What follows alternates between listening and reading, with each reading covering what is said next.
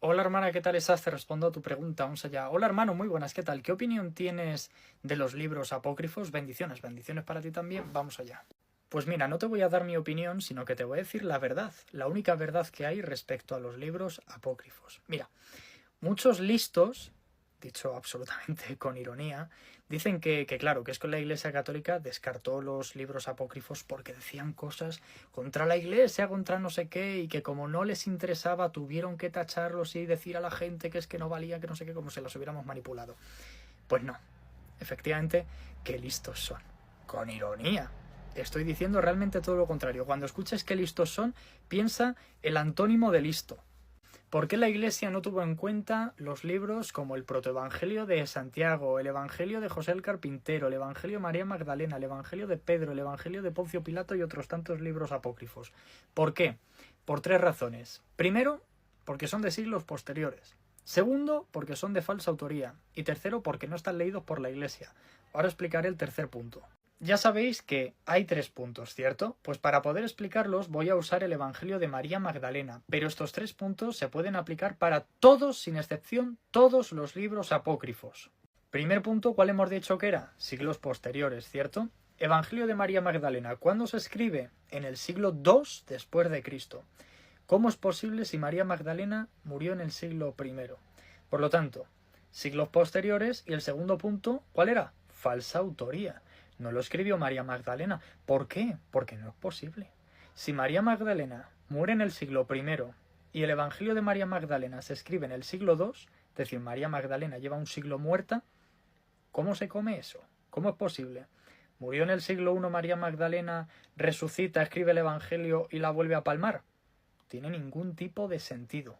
Por lo tanto, siglos posteriores, es decir, María Magdalena muere en el siglo I y el Evangelio de María Magdalena se escribe en el siglo II. El único libro apócrifo que vale la pena leer, que vale la pena deconstruir, desglosar punto por punto, que realmente tiene evidencia empírica contrastable, con datos fehacientes, es Primera y Segunda de Macabeos. Ese es el verdadero libro apócrifo que vale la pena leer, porque la revuelta de los Macabeos realmente pasó, es tan real históricamente como Alejandro Magno. Cuando uno rastrea los antecedentes más antiguos de la historia, da con el paradero del rey de Siria, que en el año 151 a.C. marchó contra Jerusalén, y quiso sacrificar un puerco para aquellos que leyeron Primera y Segunda de Macabeos, y la familia de Matatías, Judas Macabeo, la revuelta que tuvieron y cómo se rebelaron, porque ellos querían hacerle ofrecer sacrificios a sus dioses paganos, ellos no querían conservar la ley judía. Eso sí pasó de verdad. Es como hablar de la Estela de la Tormenta o los manuscritos de Ipur, que son dos fuentes que te permiten descubrir que las plagas que azotaron a Egipto en el libro de Éxodo realmente pasó. Eso sí existió, las plagas en Egipto sí existieron. Después, bueno, lo que quieran de construir conciencias bíblicas, si fue Moisés, no fue Moisés, si había una serpiente en Éxodo 12, 7:12 o no había una serpiente, la cantidad de israelitas que salieron de Egipto, eso es historia de otro cuento. Pero las plagas realmente están comprobadas, realmente las plagas azotaron a Egipto. Está bien, muchos dirían, no, pero son solamente dos fuentes, no importa, así sea una, hay fuente para comprobarlo. Eso lo tuvo en un debate, creo que Néstor Díaz también había debatido sobre ese tema. Entonces, primera y segunda de Macabeos para mí son los mejores libros apócrifos y lo que vale la pena leer. Ya después Tobías, Judith, Baruch, Eclesiástico y Sabiduría son libros apócrifos que rayan en anacronismos y en contradicciones geográficas, históricas y proféticamente. Por ejemplo, en Judith 1.1 te dice que Nabucodonosor era rey de Siria. Es falso. En realidad, según Eva Tobalina, que es historiadora, la pueden buscar por YouTube, la figura emblemática del rey Nabucodonosor, que era rey del imperio neobabilónico, era precisamente de ahí, de Babilonia, no de Siria. Por ejemplo, en Baruch, también en el capítulo 7, te dice que Israel estuvo 7 generaciones en el exilio en Babilonia. Falso, fueron 70 años nada más, eso no llega ni siquiera a una sola generación. Eso no tiene ningún tipo de sentido. Después, bueno, Eclesiástico 3.30 también te dice que las limosnas perdona pecados. Y eso no tiene sentido ni en el Antiguo ni en el Nuevo Testamento. Nunca, de Eclesiástico capítulo 3, versículo número 30. En cambio, desde Génesis hasta Apocalipsis, hay un hilo conductor que los entrelaza a todos y están en consonancia, hay una armonía. Después, bueno, los teólogos te van a hablar del cierre de canon en el cuarto siglo, también te van a hablar por qué se descartó Santiago por un tiempo y después se lo volvió a añadir. Hay muchos estudios que se pueden hacer de eso, ¿no? Mucha tela para cortar en ese sentido. Y ya hay muchas personas que tocan ese tema. Pero dentro del contenido interno en sí como tal, cualquier lector bíblico, cualquier pastor que lea los libros apócrifos, porque también hay una superstición de que no hay que leer los libros apócrifos que te van a confundir, no te van a confundir, son una pavada. Lean Todías, Y se van a dar cuenta de la pavada de Asmodeo, cómo sale con un pescado bendecido. Una tontería. Después, bueno, está segunda de Macabeos 12:45 que habla de la ofrenda por los muertos. Y de ahí se valió la Iglesia Católica porque ellos tienen el purgatorio. Y ellos también creen en hacer oraciones por los muertos. Ahí sí hay una discrepancia teológica ya más significativa, ¿no? Ya eso como que es difícil maquillarlo.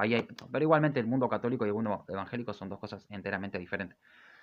Pero igual pertenecen al canon del antiguo pacto, porque esto se escribió entre los 400 o 450 años de silencio de Dios, entre Malaquías y Mateo.